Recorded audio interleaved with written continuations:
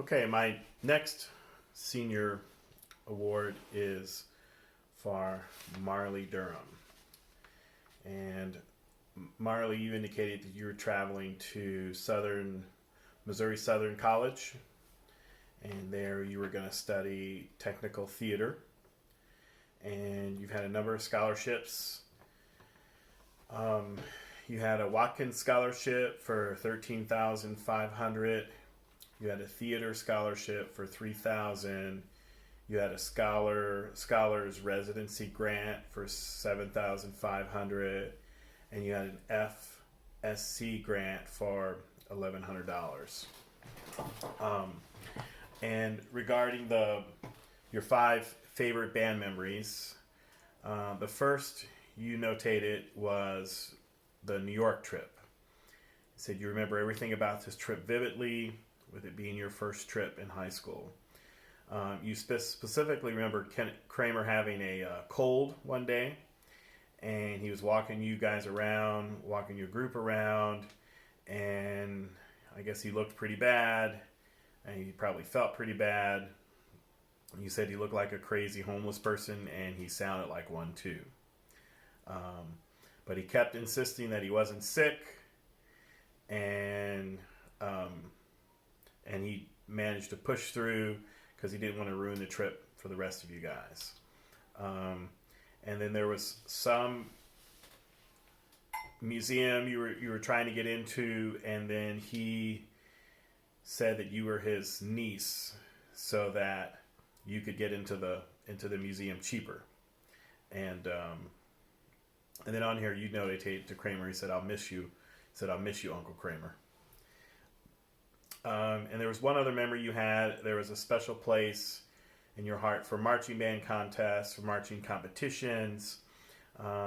Just the mental struggle of trying to push through and keep going, and then that sense afterwards that you can feel that you can say to yourself that you did this, that's mission accomplished, and that your whole body, that when you bring your horn down at the end of that and you're marching off the field, and that feeling of accomplishment, and you said there was nothing like it. The other memory that you had was on Thanksgiving, and then I guess you said your special self brought these very thin gloves to the parade, and we had negative wind chills. It was very cold that day, and your fingers were turned purple, and they were starting to hurt, and that you were crying because it hurt so bad. And I guess Kramer came up to you and gave you his gloves. He said you on here you listed Kramer gave you his big giant camel gloves and told you, "Don't ever say I didn't do anything for you." And then another memory of yours is we were in the band room during summer marching band, and you said you listed in here that I got mad at you guys for not listening to each other while you were playing Here Be Dragons. And this is one of my things. I do like doing this to you all. So I turned the lights off and in an effort to try to force you to listen to each other. And I guess, being a little crazy, that I told you all the lights are not going to come back on until you all start listening to each other. And then you said you remember the rush of adrenaline when the voices started to fit together. And then, and this is true, and you listing this, the music always sounds different when there's no imagery, when you internalize it more. And then how much of a trust that your bandmate, how much of a feeling that you had when your bandmates playing together, and then and that trust that you felt with them in that moment. Also, you listed, and I knew this went on, and I try not to think about this, because what ultimately ends up happening is a lot of the stuff that you guys get ends up in the band room, and it infuriates my wife to no end. Doesn't really bother me, but it makes her very angry, because she says the band room gets cluttered. So I guess the low brass would go to breakfast, and then before a marching contest, and then afterwards they would start to shop at yard sales, and they would pick up random items at various yard sales around the area, and then ultimately they would end up bringing it into the band room and settling it somewhere in the band room. And on here, on based on that experience of going with the guys the first couple of years of high school, you said that you really felt like you were a part of something. Doing this kind of gave you that feeling of you were part of a group and had a sense of belonging. And then on here you list that you were sad that you guys didn't carry it through once those seniors had left, and hopefully that in the future that they'll have some sort of band tradition. And it's funny that you talk about that, because the ones that stick and the ones that are most important are the ones that kind of happen organically. So traditions that are forced traditions are not necessarily traditions that I think are as lasting and meaningful, but the traditions that happen organically are the ones that you really tend to hold on to.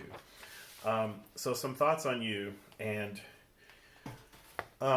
some things about yourself. And you may know this, you may not know this, but these are some of my observations on you.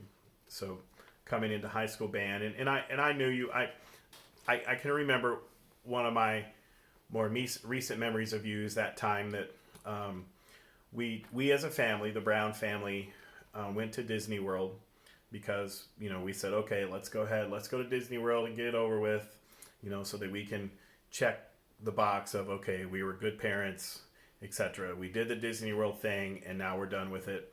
I ended up liking it more than I thought I would have.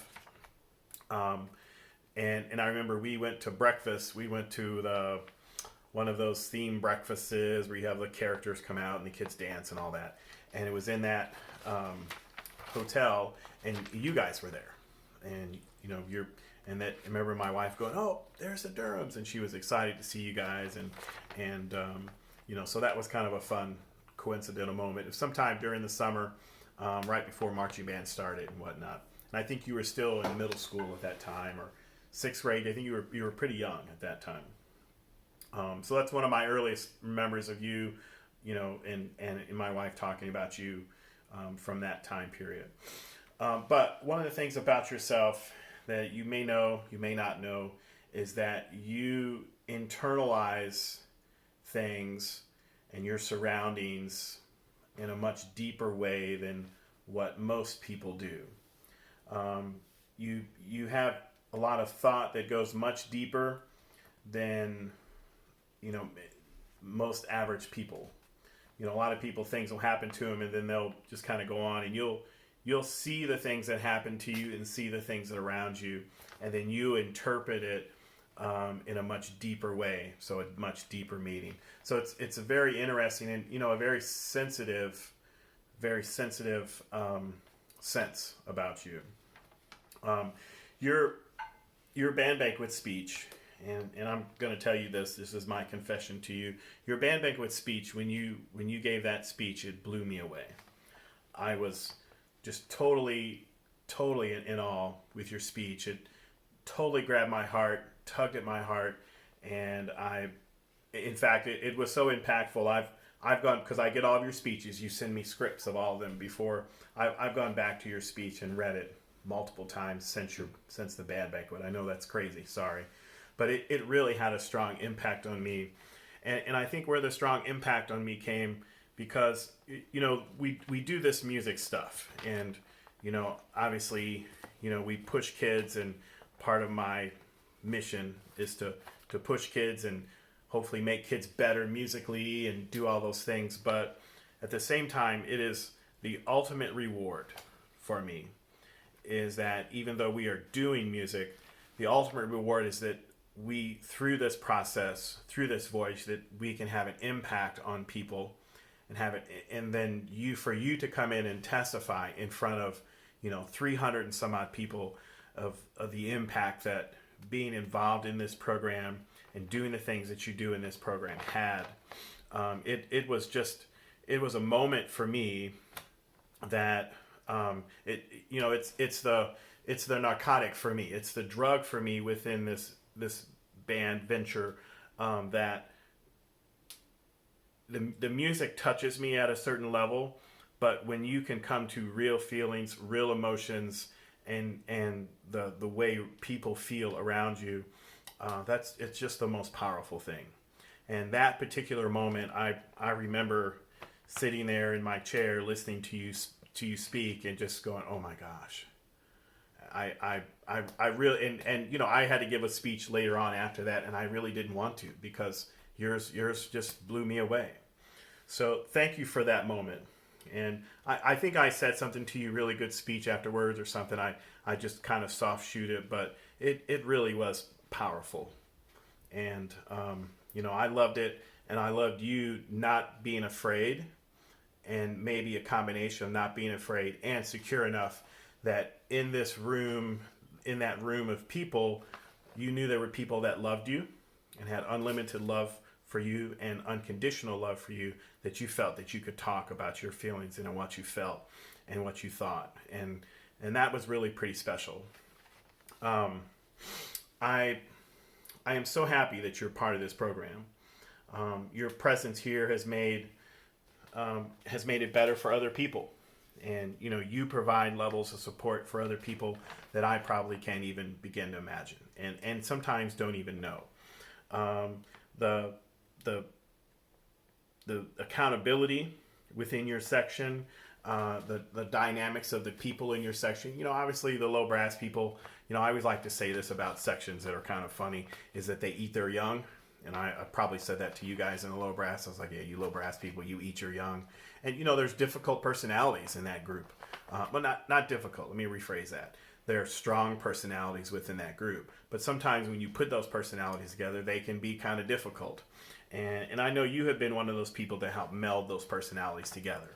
So your dynamic and what you bring to people and what you bring into situations, you really meld different people from different backgrounds together. And if you got to crack the whip and jump on somebody and get on somebody, you're willing to do that too. But it's a delicate balance. But I think the thing about you which helps you is that your ability to be empathetic to people, that you can look at somebody, see how they and have a sense of how they feel and what they're thinking. And that really became apparent when your interview with the for the theater tech position. My wife was on the theater tech, and then you were on that panel, and she was part of this group that interviewed you, and she told me she was blown away by you. I mean, there was some question, and forgive me, I don't know the exact question in the circumstances, but there was a situation if they gave you a scenario, if there was a problem, and whoever, things were completely messed up for somebody's concert, and what would you do as the tech?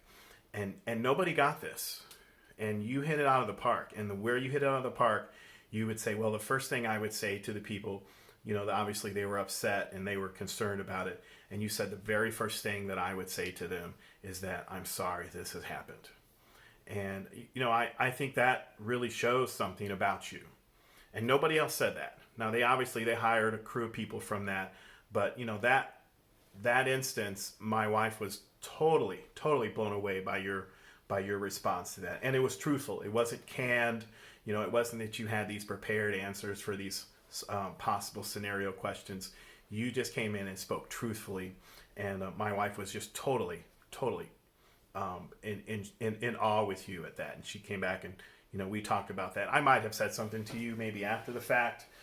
Maybe I wasn't supposed to, but I couldn't help it. I had to. But it's that same sort of demeanor that you bring to the band.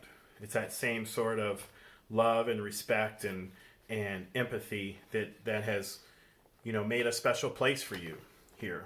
And I think it's served you well. You've been a successful person in this program, and when I look at some of the music we've played the last several years, and especially this year, and you can definitely testify. Dance of the New World's not easy, not an easy trombone part, but I knew that the dynamics were there within the section that you all could do it. And, you know, I knew you had such a sense of dedication, a sense of momentum that you would do everything and juggle everything within your power to make things happen and make things viable. So I can't thank you enough for that. I can't thank you for your maturity. I can't thank you for your energy. And, you know, as a member of the program, you know, I can't thank you enough for the love that you've given the program and the love that you've given and the dedication that you've given to what we do here. So with that being said, I hope you're successful in Florida. I'm very excited for you. And, you know, going that far away from home, that's a brave, bold step for a lot of our kiddos. So I'm very excited for you and very happy for you. So receiving the Band Pride Award. Congratulations.